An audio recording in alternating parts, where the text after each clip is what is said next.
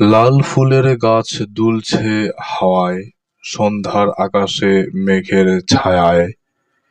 দুই পাশে সারিবদ্ধ গাছের সারি, নিঃশব্দে দাঁড়িয়ে আছে পাহারাদারি। পিচঢালা পথ চিকচিক করে, বৃষ্টির ফোঁটায় ভিজে যায় ধীরে। সবুজে ঘেরা এই নির্জন উদ্যান, মনের গহীনে জায়গায় অভিমান। বেঞ্চে বসেছিলাম একা একা, স্মৃতির পাতায় হারিয়ে গেছে দেখা। বৃষ্টিতে ভিজছে পাখির ডানা, তারাও কি আজ একাকিত্বে জানা।